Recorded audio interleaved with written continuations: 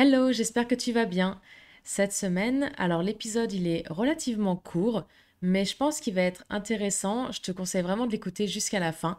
Je voudrais te parler d'un outil aujourd'hui dont tu as sûrement entendu parler, même plutôt pas mal dans les derniers mois. Il s'agit de ChatGPT. Alors, du coup, je vais pas te dire une énième fois que ChatGPT, ça peut t'aider à créer du contenu, à l'améliorer, à te faire gagner un temps considérable, etc. Tu le sais déjà sûrement. Moi, en fait, j'aimerais surtout te partager une expérience simple et rapide que j'ai faite avec ChatGPT hier. Comme tu le sais peut-être si tu l'as écouté, la semaine dernière, j'ai produit un épisode dans lequel je te donne 10 lois de gestion du temps pour t'aider à mieux comprendre ce qui fait que tu gères ton temps de telle ou telle manière avec certaines lois et aussi pour améliorer éventuellement ton organisation avec d'autres lois. Il y avait entre autres la loi de Carlson, d'Illich, de Newton, de Svoboda-Flistelcher, de Hofstadter, Laborie, Murphy, Eisenhower, Pareto et Parkinson. Et donc, depuis quelque temps, j'essaye d'implémenter ChatGPT, alors peut-être pas dans mon quotidien, mais au moins de manière régulière dans mon travail pour différents projets. J'essaye d'en faire vraiment comme une espèce de routine. Voilà, comme un outil que j'utilise vraiment de manière régulière. Parce qu'avant, c'était un petit peu on and off. C'était vraiment quand j'y pensais, je me disais, ah tiens, je vais aller sur ChatGPT, je vais mettre tel prompt et je vais voir ce que ça me donne. Mais c'était pas vraiment une action que je faisais de manière régulière. Et j'aimerais plutôt implémenter des IA dans mon quotidien d'entrepreneuse de plus en plus pour m'aider tout simplement à gagner un peu de temps, en tout cas moins en perdre. Et donc pour ça, je fais quelques tests. Et c'est donc comme ça que hier, j'ai eu l'idée de demander à ChatGPT de me rédiger l'épisode de la semaine dernière en lui donnant les lois de gestion du temps, en lui disant voilà, j'ai 10 lois, donc je lui ai donné dans le même ordre avec les noms. Et je lui ai dit j'aimerais que tu me donnes une phrase pour résumer chacune de ces lois et un conseil concret qui s'applique au quotidien d'entrepreneur. Donc là, ChatGPT, il reçoit le prompt, pas de souci, il fait son taf, les mots commencent à défiler, je vois les noms, Carlson, Illich, Newton, je regarde un petit peu, tout concorde. Et là, j'arrive à la loi, donc la quatrième, la loi de Svoboda-Flistelcher. Donc là, pour rappel, la loi de Svoboda-Flistelcher, elle dit que l'efficience passe par la prise en compte de nos rythmes biologiques, autrement appelés biorhythmes. Et là, ChatGPT me sort, je cite, chaque action peut déclencher une série d'autres actions. Ok, ça n'a absolument rien à voir avec la choucroute. Et là, je lis le conseil aussi derrière qui dit, je cite, avant de prendre une action importante, élabore un plan ou une feuille de route, identifie les étapes qui suivront cette action et les ressources nécessaires. Par exemple, si tu envisages de lancer un produit, planifie non seulement le lancement, mais aussi la gestion des ventes, le service client et les retours éventuels. Avoir une vue d'ensemble t'aidera à anticiper les défis potentiels et à mieux préparer ton équipe. Bon, jusque-là, on est d'accord, le conseil, il est bon en soi. Le fait de prendre en compte plusieurs actions qui découlent d'une action initiale, ça coule de source même, en tout cas pour tout entrepreneur. Forcément, on ne fait pas juste une chose si on veut par exemple lancer un produit. Bien sûr qu'on ne va pas juste lancer le produit et puis yalla, on ne sait pas ce qui se passera après, on ne gère pas du tout. Non, bien sûr que non. En tout cas, pas pour les entrepreneurs qui veulent aller loin avec leur projet. Donc jusque-là, on est d'accord, en tout cas, le conseil, il tient la route. Sauf que, mais c'est pas du tout la loi de Svoboda-Flistelcher. Cette loi-là, en fait, elle parle de cycles physiques, émotionnels et intellectuels qui sont à prendre en compte pour organiser son temps et ses activités. Ça n'a rien à voir avec ce que j'ai lu sur ChatGPT. Alors bon, je passe, je regarde la loi suivante, c'était la loi de Hofstadter. Donc pour rappel, cette loi, elle dit il faut toujours plus de temps que prévu, même en tenant compte de la loi de Hofstadter. D'ailleurs, ces deux lois, c'est des lois que j'affectionne vraiment. Celle de Svoboda-Flistelcher, elle a changé mon organisation et celle de Hofstadter, je l'applique malgré moi depuis que je suis petite, parce que je suis toujours un petit peu à la bourre, un petit peu borderline quand il y a des rendez-vous et tout. C'est d'ailleurs un peu l'hôpital qui se fout de la charité, vu que je parle souvent de gestion du temps et d'organisation. Et crois-moi, je suis vraiment organisée, je sais gérer mon temps. Mais cette loi de Hofstadter qui dit qu'il faut toujours plus de temps que ce qu'on a prévu, même en tenant compte de la loi de Hofstadter, je t'assure qu'elle est vraie. J'en fais vraiment les frais régulièrement. Donc bref, je reviens à ChatGPT. Il me dit quoi pour cette loi? Lui, il me dit, plus tu ajoutes, plus la situation devient complexe. Avec comme conseil concret, je cite, lorsque tu développes un projet ou une entreprise, garde la simplicité à l'esprit. Si tu ajoutes de nouvelles fonctionnalités, examine attentivement leur pertinence et leur impact sur la complexité globale du projet. Il est souvent plus efficace de commencer avec un produit ou un service simple et de l'améliorer progressivement en fonction des retours des clients. Limite les fonctionnalités inutiles qui peuvent rendre le produit difficile à gérer.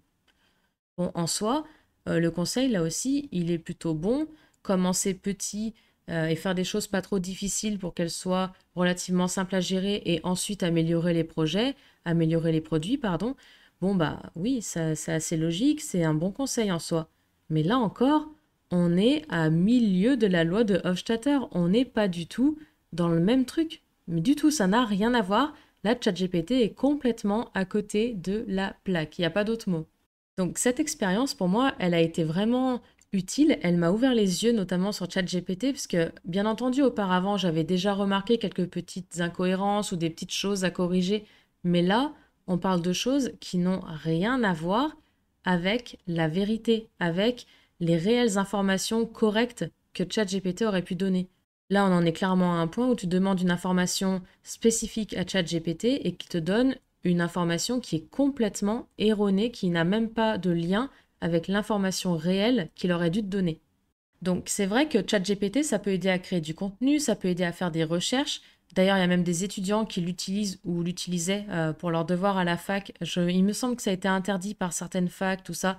Mais quoi qu'il en soit, il y a quand même des étudiants, donc des personnes qui sont en plein apprentissage et des personnes qui sont les travailleurs de demain, les chefs d'entreprise de demain aussi, qui utilisent ChatGPT pour leur apporter des connaissances et pour ensuite les rétribuer sur une page, sur une copie, voire même plus tard, pourquoi pas, les rétribuer à d'autres personnes.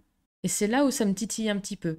Pour moi, je pense qu'il faut avoir le réflexe intellectuel de vérifier les informations, de les confirmer si elles sont bonnes ou de les corriger si elles sont fausses. Et aussi de les étayer aussi avec des cas concrets, des exemples, etc.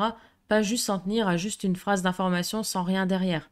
Parce que pour moi, là, peut-être que je pense un peu loin, mais à mon sens, si tout le monde se met à croire ce que dit ChatGPT ou ce que disent des créateurs de contenu qui utilisent ChatGPT pour générer leur contenu sans potentiellement vérifier les informations, en gros, c'est que la connaissance générale, la connaissance de masse, elle va en pâtir et du coup, les informations, elles peuvent être modifiées, elles peuvent être rendues incorrectes de manière massive. C'est-à-dire que les croyances globales, les croyances de la population, entre guillemets, vont devenir incorrectes. Alors là, je pars dans un extrême, hein, bien sûr, là, on parle juste de un petit truc sur ChatGPT qui était incorrect, d'accord. Mais pour moi, c'est un petit peu l'effet papillon. Tu connais peut-être cet effet-là, c'est la toute petite action qui, au final, a des répercussions qui peuvent être énormes. Là, bien sûr, c'est un prompt qui a donné 2 erreurs sur les 10 éléments que je lui avais demandé. Oui, d'accord, très bien. Mais s'il y a 2 erreurs dans chaque requête qui est faite sur ChatGPT, par exemple, imagine, vu qu'il y a des millions d'utilisateurs quotidiens, ça fait des millions d'erreurs qui sont générées chaque jour. Et si on continue, ça veut dire que en un mois, en 2 mois, en 3 mois, c'est non plus des millions, mais des milliards d'erreurs qui sont générées et qui sont potentiellement aussi partagées avec plein de gens. Donc, vu comme ça, je pense que c'est d'autant plus important d'avoir ce réflexe de vérifier les informations. Moi, je suis d'accord que ChatGPT, ça peut aider à faire gagner du temps, mais ça ne doit pas se faire au profit d'infos correctes et utiles, au risque d'apporter de moins en moins de qualité au détriment de la quantité d'informations. On est en ce moment dans une ère où l'information, elle arrive en masse, elle arrive en quantité, et je pense que c'est vraiment important de garder ce réflexe, de vérifier ces informations et de garder celles qui sont correctes, celles qui sont utiles, et de faire en sorte que les autres partent à la poubelle.